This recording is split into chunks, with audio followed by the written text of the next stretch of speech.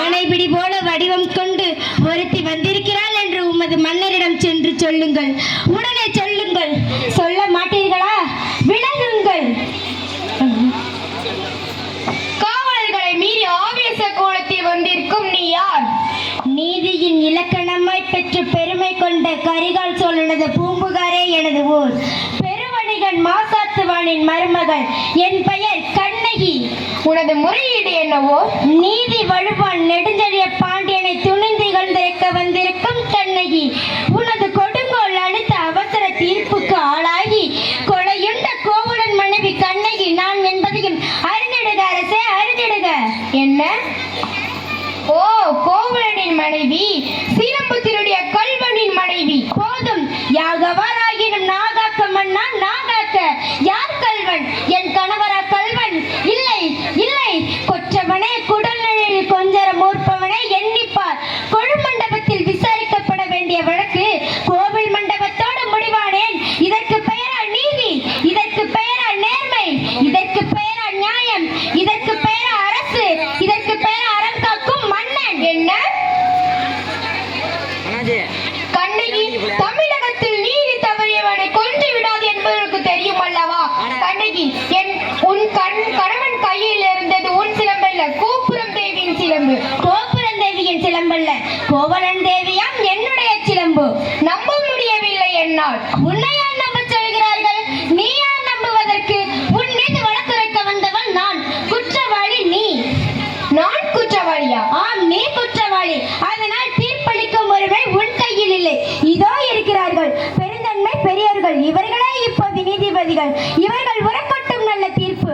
கோபுரந்தேவியின் சிலம்பை கோவலன் திருடினான் என்பது குற்றச்சாட்டு. அதற்காக மரண தண்டனை. அது ஆராயாமல் அளித்த தீர்ப்பு. அதற்கு மன்னன் பொறுப்பு. இது என் வழக்கு. இதற்கு என்னம்மா ஆதாரம்? ஆதாரம் இதோ இந்த சிலம்பு. இதற்கு இணையான மற்றொரு சிலம்பை தான் என் மணமகன் விற்க வந்தான். மாபாவிகள் அவரை கொன்று குவித்து விட்டனர். அப்படி என்றால் அரசு அணிந்திருக்கும் சிலம்பு? அவைகளில் ஒன்று என்னுடையது. மதுரை பாண்டியா, உனது மனைவியின் பழைய சிலம்பிலே உள்ள பரல்கள் முத்துக்களா மாணிக்கங்களா? முத்துக்கள். அதுவும் கொற்கை முத்துக்கள். என்னுடைய சிலம்பில் உள்ளவை மாணிக்க பரல்கள். அதையும் பார்ப்போம். தேவி, இப்படி கொடு.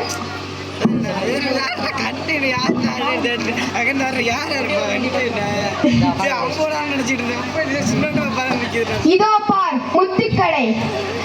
அடுத்த சிலம்பு.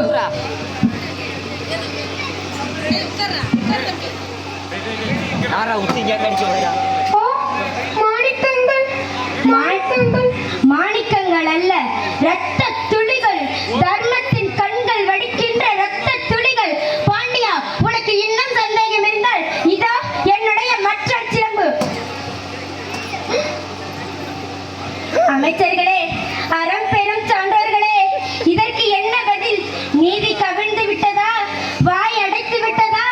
நெடுஞ்செழியன் பாண்டியனின் நரம் வரம் திறம் அத்தனையும் மண்ணோடு மண்ணாக கலந்து விட்டதா? ஆயிரம் ஆயிரம் தீர்ப்பு வந்தாலும் அண்ணாந்து தலை குனியாமல் படை நடத்தும் உன் வீரம் எங்கே? கம்பீரம் எங்கே? வெற்றி திருப்பாடி எங்கே? எங்கே எங்கே எங்கே? மன்னா, மாசுபடவும் மானியம் நிகழவும் நீதி வழங்கிய உனக்கு செம்மல் எதற்காக? மாபாதகம் புரிந்த உனக்கு மணிமுடி எதற்காக?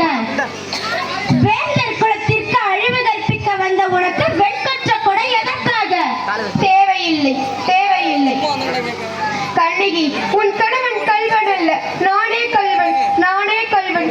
ஆராயாமல் அவசரத்தில் அவனை கொன்று வருக என்று ஆணையிட்ட நானே கல்வன், நானே கல்வன். தாயே, என்னை மன்னித்து விடம்மா, என்னை மன்னித்து விடம்மா.